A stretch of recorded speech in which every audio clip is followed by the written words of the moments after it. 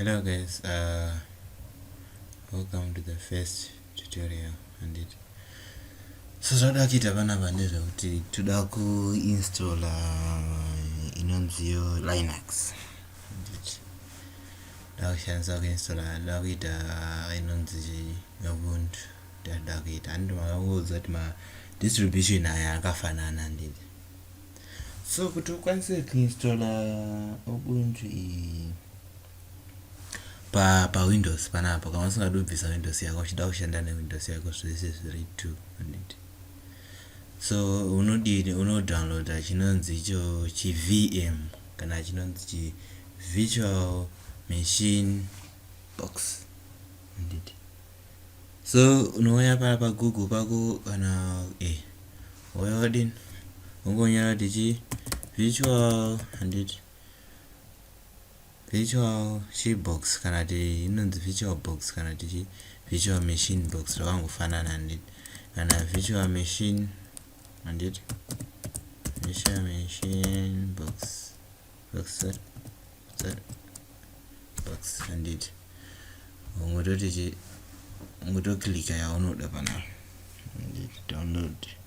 then woya panapa pekutanga pakanzi downloads panapa handiti then click panapa then yaloada then autoya panapa auto download the latest virtual machine box panapa but inini ndakai download nditi saka handisisina kana pressure yekuidownload saka unobva waidownload kana kuti kuri simple kuri very simple unoenda pa website iri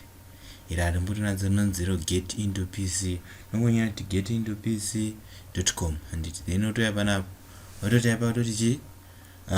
virtual machine handiti kana virtual box handiti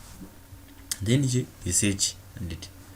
then wasearcha pachabuda ichi wototora yakatonzi virtual box 2020 by Oracle handiti akaripo akawanda but ama outdated mamwe 7 years mamwe chichichi handiti so zvapera zvatiri kuda chechitoo chatakuda manje takuchida the Ubuntu software handiti ungosaka kuiona panapa ungototaipa Ubuntu but panapa manje ndazoona kuti iri outdated saka iri panapa ndi kana wa panapa panoya kutora ichi handiti yakaupdate 1 year ago kana kuti unoya kutora ichi handiti but 7 years ago but manje kana uchida iwewe unongoya panapa then otaipa kuti Ubuntu handiti pane latest version ndiyo iyi yakanzi 20.04 then ototoclicka panapa pekutanga apa handiti then wakutodini